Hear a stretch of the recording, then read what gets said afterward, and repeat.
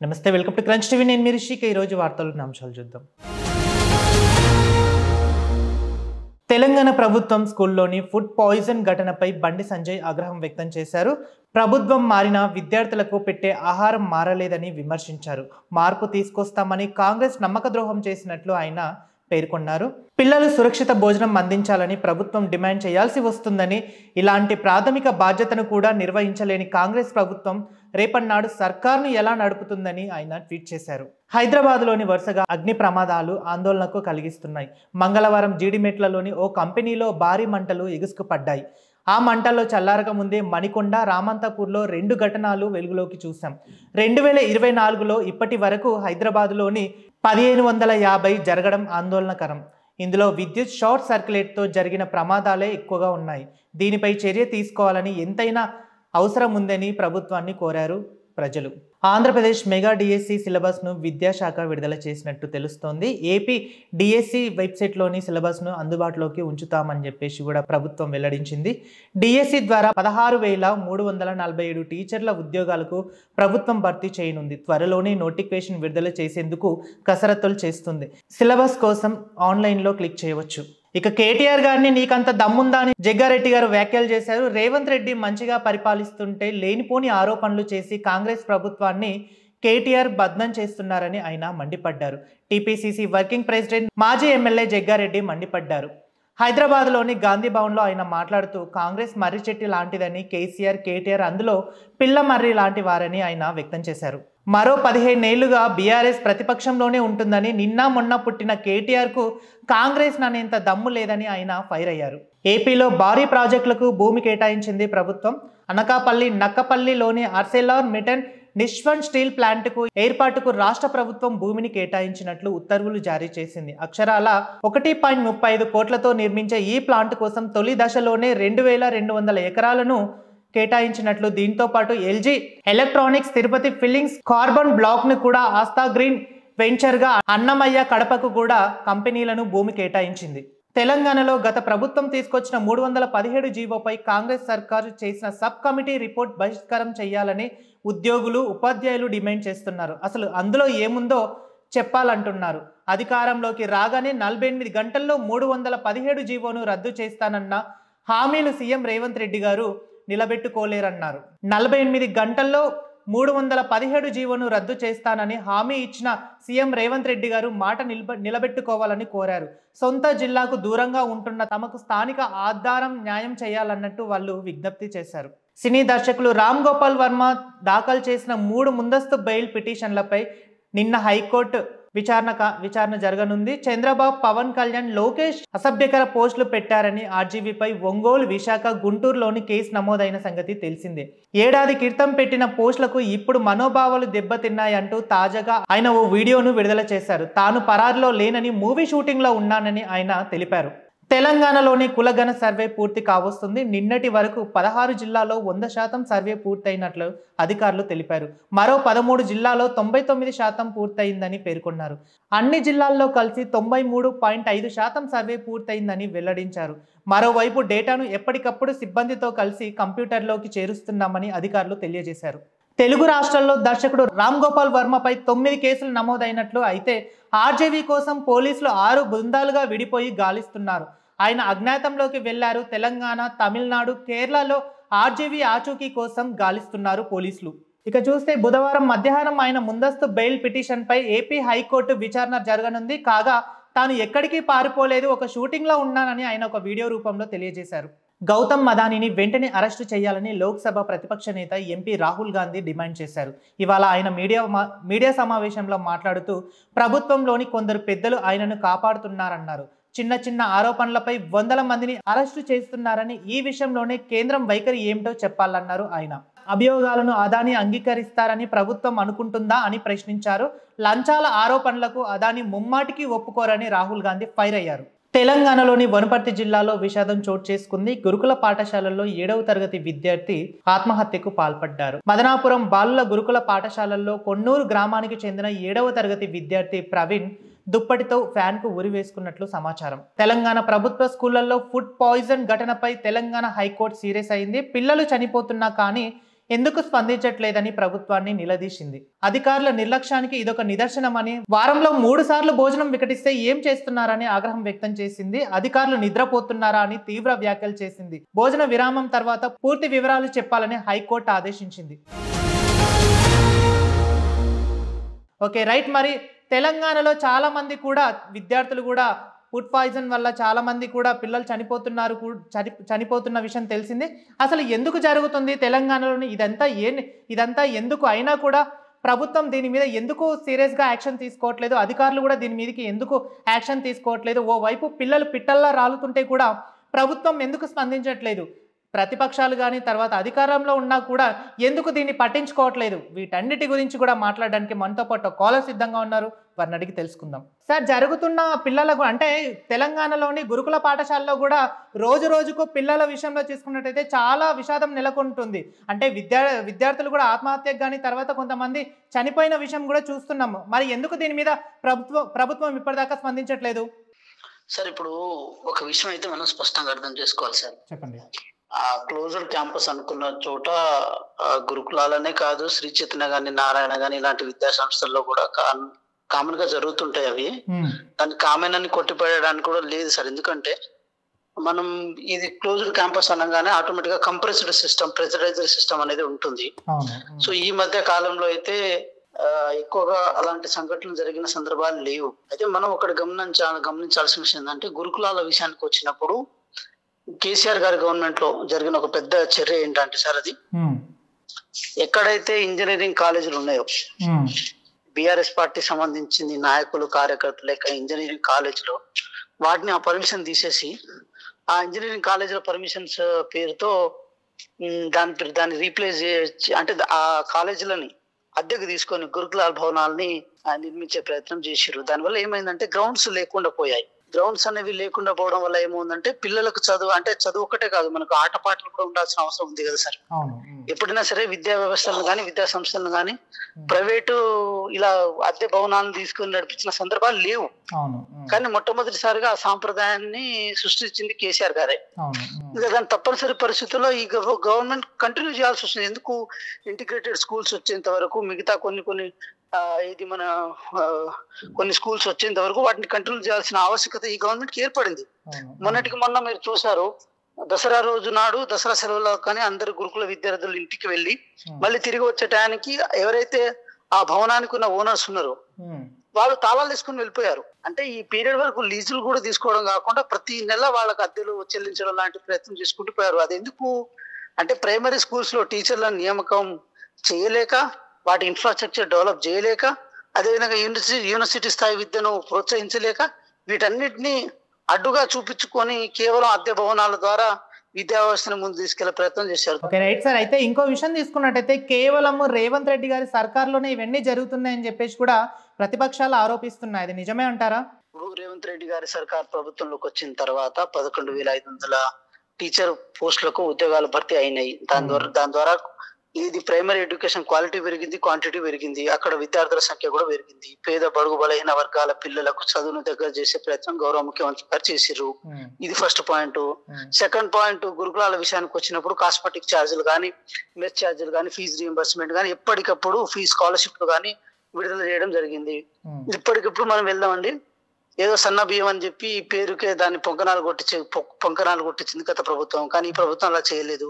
సన్న బియ్యాన్ని సంక్రాంతి నుంచి ఇంకా చాలా క్రిస్టల్ క్లియర్ గా పంపిణీ చేద్దామన్న కాంక్షతో ఉన్నది. అదే విధంగా మనం రోజు మార్చి రోజు గుడ్లు పెడుతున్నారు, ప్రతి వారంలో 2 సార్లు చికెన్ పెడుతున్నారు. ఏది? గురుకులాల, పర్టికులర్ గా గురుకులాల. దాంతో పాటు BC welfare, SC welfare, ST welfare, minority welfare schools చాలా వరకు ఆహారం నాణ్యత విషయంలో కానీ, ఇన్ఫ్రాస్ట్రక్చర్ విషయంలో కానీ కొంత ముందడుగు వేయడం జరిగింది. కాకపోతే ఎప్పుడైతే ఈ లీజ్ సిస్టమ్ ని, రెంటల్ సిస్టమ్ ని భవనాలు తీసుకోవడం జరిగిందో దానికి వెంటనే రూపుమాపడానికి ఇప్పటికిప్పుడు గౌరవ ముఖ్యమంత్రి గారికి అవకాశం రావట్లేదు. దాన్ని రీప్లేస్మెంట్ చేయాలంటే ఇంటిగ్రేటెడ్ స్కూల్స్ రావాలి. అదే విధంగా ఈ అద్దె భవనాలు రీప్లేస్మెంట్ చేయాలంటే నెక్స్ట్ అకాడమిక్ ఇయర్ కల్లా సొంత భవనాలు ఉండాల్సిన అవసరం ఉంది. ఈ అద్దె భవనాలని పంగనామాలు పెట్టాలంటే అక్కడికి ఇప్పుడు ఈ గత ప్రభుత్వంలో ఉన్న బీఆర్ఎస్ పార్టీ నాయకులు కానీ వీళ్ళు కానీ ఎట్లా అంటే ప్రభుత్వ సొమ్మును దోచుకొని తినడానికి అలవాటు పడ్డ శక్తులుగా ఉన్నారు. ఇప్పటికిప్పుడు ఈ విద్యార్థుల యొక్క అకాడమిక్ ఇయర్ ని దెబ్బతీయడానికి గౌరవ ముఖ్యమంత్రి గారు సిద్ధంగా లేరు కాబట్టి దాన్ని కంటిన్యూ చేసుకోవాల్సి వస్తుంది. మా హవంలో ఉన్నప్పుడు ఒక్క విద్యార్థి కూడా ఎటువంటి బాధ్యత అంటే ఎటువంటి ప్రాబ్లం లేకుండా కూడా చాలా ఆరోగ్యాలతో ఉన్నారు కేసీఆర్ గవర్నమెంట్ లో ఉన్నప్పుడు అని చెప్పేసి కూడా చాలా మంది ధర్నాలో వ్యక్తం చేస్తున్నారు. అది నిజమే అంటారా? ఇప్పుడు సార్ ఒక మాట చెప్తున్నాం మీకు చెప్తున్నాం చూడండి. సరూర్ నగర్ బాలికల హాస్టల్ మనకు ఒక మంచి ఎగ్జాంపుల్. గత ప్రభుత్వంలో నీళ్లు తాగితే యూరిన్ వస్తుందని చెప్పి నీళ్లు తాగలేదండి ఆడపిల్లలు. ఇది ఒకటే బాత్రూమ్ ఉండడం వల్ల ఒక వయసు వచ్చిన తర్వాత యుక్త వయసులో కౌమార దశలో ఆడపిల్లలు వారి యొక్క పర్సనల్ ప్రాబ్లమ్స్ వల్ల బాధపడుతున్నారని చెప్పి కనీసం హైజీనిక్ గా ఒక బాత్రూమ్ ఉపయోగించుకోవడానికి వాళ్ళకి అవకాశం లేకుండా ఉండే ఇది గత ప్రభుత్వంలో. ఇది చాలా కంజెస్టెడ్ గా కంప్రెస్డ్ గా అన్ని హాస్టల్స్ ఉండేసరికి చాలా ఇబ్బంది పడ్డ సందర్భాలు ఉంటాయి. వాళ్ళకి ప్రాపర్ డైట్ ప్లాన్ కూడా సరిగా లేకపోయి ఉండే. గత ప్రభుత్వాల్లో ఇవన్నీ మనం చూసాం. పాములు ఇవన్నీ వచ్చిన సందర్భాలు, మేడ్చల్ లాంటి ఒక అర్బన్ ప్రాంతాల్లో కూడా పాములు తేళ్లు అన్ని స్కూల్స్ లో వచ్చిన సందర్భాలు ఉండే. కానీ అలాంటి సందర్భాలు ఇప్పుడు లేవండి. ఎందుకంటే అకాడమిక్ ఇయర్ ఎప్పుడైతే మనం ఏమనుకుంటాం జూన్ 12 నుంచి జూన్ 10 నుంచి అకాడమిక్ ఇయర్ స్టార్ట్ అవుతాను అనుకుంటాం. అది తప్పండి.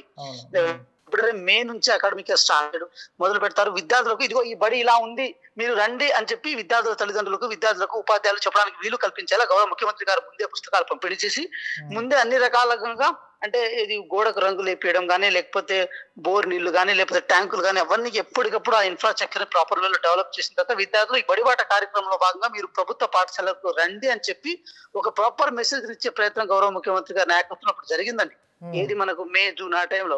ఇదంతా వాస్తవాలు. ఇవన్నీ దాగే అంశాలు అయితే కాదు కదా. నేను ఒక ఉస్మానియా యూనివర్సిటీ విద్యార్థిగా ఒక యూనివర్సిటీ స్థాయిలో పీజీ చదివే సందర్భంలో కూడా సెల్ఫ్ ఫైనాన్స్ కోర్సుల పేరుతో మేము ప్రభుత్వానికి ఫీజులు చెల్లించిన సందర్భాలు ఉండే.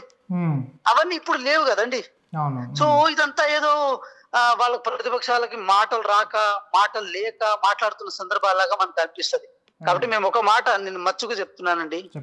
10 సంవత్సరాల్లో ఏ రోజు ఒక్క టీచర్ నియామకాన్ని కూడా వాళ్ళు భర్తీ చేయలే. ప్రైమరీ స్కూల్స్ లా కేవలం గురుకులాల పేర్లతో జేఎల్ డిఎల్ అని చెప్పి కొన్ని గురుకుల హాస్టల్ వార్డెన్స్ అని చెప్పి పోస్టులు క్రియేట్ చేసి అక్కడెక్కడే దాన్ని తిప్పుకొచ్చే ప్రయత్నం చేసిర్రు. ఒక చోట భర్తీని చేసినా కూడా ఉద్యోగాల భర్తీ చేసినా కూడా ఇంకో చోట ఇన్ఫ్రాస్ట్రక్చర్ లేకుండా చేసిర్రు. అసలు విద్యా వ్యవస్థలకి విద్యకు సరైన నిధులు కేటాయించిన సందర్భాలు ఉండే. ఒకవేళ కేటాయించినా కూడా వాటిని విడుదల చేయని సందర్భాలు ఉండే. సో ఇలాంటి అంతా ఒక డొంక తిరుగు వ్యవహారాన్ని గత ప్రభుత్వం చేసిన దాన్ని మేము ఈ ప్రభుత్వంగా మేము చేయదలుచుకోలేదు. వాళ్ళేదో విమర్శిస్తారా అని చెప్పి వాళ్ళ ట్రాప్ లో పడాల్సిన అవసరం లేదు కూడా ఈ ప్రభుత్వానికి లేదండి. Okay right. మరి కేటీఆర్ గారు కూడా ఇంకో వ్యాఖ్యలు చేశారు. ఎందుకంటే నన్ను ఎవరైతే టార్గెట్ చేసి మాట్లాడుతున్నారో వాళ్ళని ఖచ్చితంగా అధికారులను కానీ కలెక్టర్లను కానీ తర్వాత పోలీసులను కానీ కూడా నేను గుర్తు పెట్టుకుంటాను, వాళ్ళకు వడ్డీతో సహా చెల్లిస్తానని చెప్పేసి కూడా ఒక ప్రకటనలో చెప్పడం జరిగింది. నిజంగానే కేటీఆర్ గారు అలాంటి పని ఏమన్నా చేసే అవకాశం ఉందంటారా? అయ్యో మీకు ఒకటి చెప్పాలండి. వారంతా మేము అంటే అంత సీరియస్ క్యాండిడేట్ అని చెప్పి అధికారులు కూడా ఎవరు అనుకుంటలేరు.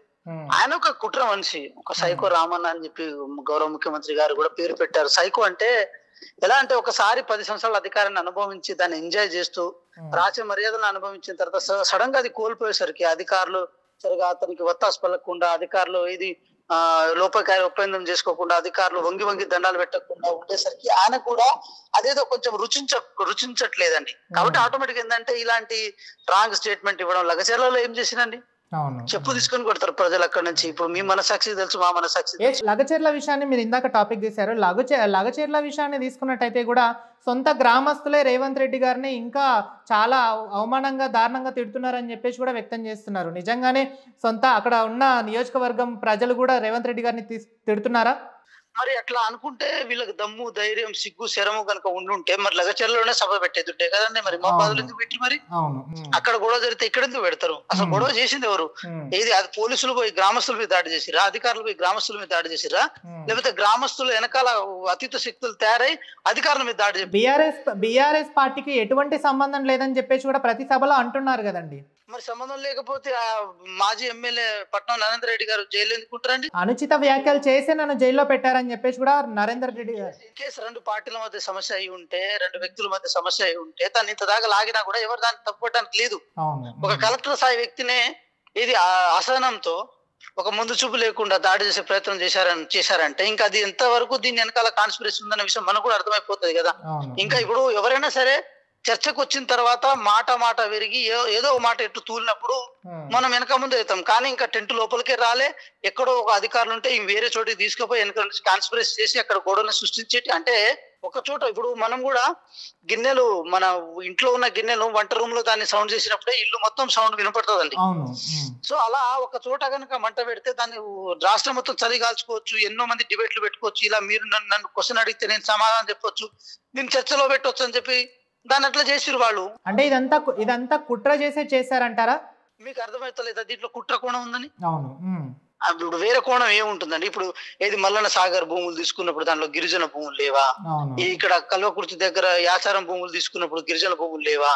దండు మల్కాపురం దగ్గర గిరిజన భూములు లేవా? మరి ఎక్కడ గిరిజన భూములు లేవా? కింద పేద దళిత వర్గాల భూములు లేవా? కేంద్ర ప్రభుత్వం తీసుకున్నప్పుడు అక్కడ గిరిజన భూములు ఉండవా? రోడ్ల కోసం తీసుకున్నప్పుడు ఉండదా? జీనో వాల్యూల కోసం తీసుకున్నప్పుడు ఉండదా? ఎక్కడ ఎవరి భూములు పోలేదా? అంత ప్రభుత్వ భూములేనా? అసైన్మెంట్ భూముల పేరుతో అంత భూదాన భూములను మొత్తం పుచ్చుకున్నప్పుడు ఈ రోజు కలెక్టర్ అమయ్ కుమార్ గాని, సోమేష్ కుమార్ గాని వీళ్ళందరూ అధికారులు విచారణకు హాజరవుతున్నారు. దేనికోసం? ఏ కారణం చేత? అప్పుడు పేదల భూములు పోలేదా? ఇప్పుడు కొత్తగా వీళ్ళు కట్టున కలెక్టర్ భవనాల కింద అన్ని అసైన్మెంట్ భూములు ఉండే, గిరిజనులవి, దళితులవి. అవి పేదల భూములు కావా? అప్పుడు కనపడలేదా? కొత్తగా ఈ రోజు ఏదో లగచర్యలో భూములు తీసుకున్నట్టు, కొత్తగా కాంగ్రెస్ పార్టీ గవర్నమెంట్ వచ్చిన తర్వాతనే కొన్ని వేల ఎకరాలు తీసుకుంటున్నట్టు మాట్లాడితే ఎట్లా అండి? హైకోర్టు కూడా, ఒక నిమిషం, ఓకే రైట్, హైకోర్టు కూడా అసలు పిల్లలు చనిపోతుంటే కూడా, పిల్లలకి ఇంత ఫుడ్ పాయిజన్ అవుతుంటే కూడా అధికారులు ఎందుకు స్పందించట్లేదని చెప్పేసి కూడా ఈ రోజు సీరియస్ అయింది హైకోర్టు. మరి దాని మీద మీ స్పందన ఏంటి? High court can give the suggestion sir. ఇప్పుడు ఒక విషయం అంటే ఎక్కడో ఒక చిన్న అధికారుల తప్పుదం వల్లనే, లేకపోతే అక్కడ లోకల్లో ఉన్న వాళ్ళ తప్పుదం వల్లనో చిన్నపాటి మిస్టేక్ జరిగి ఉండొచ్చు. దాన్ని ప్రభుత్వంపై పూర్తిగా ఆపాదించాల్సిన అవసరం లేదు. గౌరవ ముఖ్యమంత్రి గారు ప్రతి చిన్న విషయానికైనా సమీక్ష రూపంలో తెలుసుకుంటున్నారు. అదే విధంగా రెమెడీస్ కూడా ఎప్పటికప్పుడు సృష్టించే ప్రయత్నం చేస్తున్నారు, సృష్టిస్తారు కూడా. వీళ్ళు ప్రతిపక్షాలు ఏదో షుగర్ పేషెంట్ లాగా మూత్రం ఆగకపోతే చేసే చర్యలకు మేము లొంగాల్సిన అవసరం లేదు, మేము వాళ్ళ ట్రాప్ లో పడాల్సిన అవసరం లేదండి. ఎందుకంటే ఒక ముందు చూపుతో వెళ్తున్న గవర్నమెంట్, మన దగ్గర ఎంత ఉందో అంతే ఖర్చు చేసుకుంటూ ముందుకు వెళ్తున్నాం. పర్టికులర్ గా విద్యార్థుల విషయంలో కానీ, విద్యా విషయంలో కానీ. రేవంత్ రెడ్డి గారు ఏం స్టెప్ తీసుకోబోతున్నారు తెలంగాణలో? అంటే 6 గ్యారెంటీల విషయంలో కూడా ఇంకా విమర్శిస్తూనే ఉన్నారు ప్రతిపక్షం వాళ్ళు. తర్వాత ఇంకా ఏం స్టెప్ తీసుకోబోతున్నారు? జనవరి నాటికి ఇప్పుడు విజయోత్సవాలు కూడా ఏడాది పాలన కావస్తుంది. ఇంకా నెక్స్ట్ ఫర్దర్ ఏం స్టెప్ తీసుకోబోతున్నారు తెలంగాణలో రేవంత్ రెడ్డి గారు? తెలంగాణ రాష్ట్ర ఆర్థిక బడ్జెట్ అంటే ప్రతి నెలకు వచ్చే ఆదాయం 18,500 కోట్లు అయినప్పుడు 12,500 కోట్లు ఉద్యోగస్తులకి, అప్పులకి, మిత్తులకు పోయిన తర్వాత మిగిలిన పైసలు ఏదైతే ఉందో ఆ పైసలను అంటే సంపూర్ణంగా తెలంగాణ ప్రజల సంక్షేమం కోసం, అభివృద్ధి కోసం ఖర్చు చేయడానికి ప్రభుత్వం సంకల్పంతో ఉన్నది. అంటే ఆ సంక్షేమ రూపంలో ప్రతి సంవత్సరం 50,000 కోట్లు ఖర్చు అవుతుంటే, అభివృద్ధి కోసం కొంచెం పైసలు అయితే ఖర్చు అవుతాయి. వాటన్నిటిని సమపాలలో జోడెద్దులాగా ప్యారలల్ గా సమాంతరంగా తీసుకెళ్లడానికి ప్రభుత్వం సిద్ధంగా ఉంది. 6 గ్యారెంటీల విషయంలో కూడా 1, 2, 3 అరకొర ఆగిపోతే ఆగిపోవచ్చు. అలాగని చెప్పి ఆపాలని కాదు. డిజిటల్ కార్డులు వచ్చిన తర్వాత మహిళలకు 2,500 రూపాయలు ఇవ్వడం జరుగుతుంది. అదే విధంగా ఏదైతే మేము హామీలు ఇచ్చినామో హామీలో భాగంగా కూడా చేయాల్సిన ఆవశ్యకత ఉంది. ఈ సంవత్సరం కాలంలో గత ప్రభుత్వం చేసిన 10 సంవత్సరాల పరిపాలన కంటే చాలా బెటర్ గా చాలా ముందు చూపుతూ అయితే మేము చేయగలుగుతున్నాం, చేస్తున్నాం కూడా. ప్రతిరోజు విమర్శించే వాళ్ళకి మీరు ఏం సమాధానం చెప్తారు? ప్రతిరోజు విమర్శించే వాళ్ళకి ఇక వాళ్ళకు రాజకీయ వ్యభిచారులను అంటాను నేను. వాళ్ళని రాజకీయంగా వాళ్ళ ఫలాలను పొంది తెలంగాణ ప్రజల్లో వాళ్ళకి అవకాశం ఇచ్చిన తర్వాత కూడా సరిగా పరిపాలన చేయక, చేతకాక, ప్రజలు చెప్పు తీసుకొని కొట్టి ఫామ్ హౌస్ లో కూర్చోబెట్టిన తర్వాత కూడా ఫామ్ హౌస్ లో కూర్చొని బాయికాడ నుంచి కాన్స్పిరసీ చేయడం, బయటకు వచ్చి కాన్స్పిరసీ చేయడం, బిల్లార్ రంగాల్లాగా ప్రభుత్వం మీద ఏదో దొంగల ముఠాలాగా పడి ఆగం చేయడం లాంటివి చేస్తున్నారు. సో అది వాళ్ళకి రాజకీయ వ్యభిచారంలో భాగంగా మేము అనుకుంటాం. కానీ దాన్ని ఎక్కడ ప్రజల కోసం కానీ, ప్రజల అభివృద్ధి కోసం, ప్రజల ఆకాంక్షల కోసం అయితే వాళ్ళు పనిచేస్తున్నట్టు అనిపిస్తలేదు. Okay, thank you so much sir మీ అభిప్రాయాన్ని తెలియజేసినందుకు. ఓకే రైట్, చూసారు కదా, తెలంగాణ విద్యార్థుల విషయంలో కూడా రేవంత్ రెడ్డి గారు ఎప్పటికప్పుడు అప్డేట్స్ తీసుకుంటూనే ఉన్నారు. విద్యార్థులకు ఖచ్చితంగా కూడా ఆరోగ్యపరంగా కానీ మంచి భోజనం కూడా ఇక మీదటి నుంచి అందుతుందని చెప్పేసి కూడా కాలర్ వ్యక్తం చేస్తున్నారు. మరి రేవంత్ రెడ్డి గారు బాధపడిన విద్యార్థులకు, ఇప్పుడున్న ఆరోగ్యంగా మంచిగా లేని విద్యార్థులకు కూడా ఖచ్చితంగా న్యాయం చేస్తారా లేరా అనేది కూడా వేచి ఉండక తప్పదు. చూస్తూనే ఉండండి క్రంచ్ టీవీ.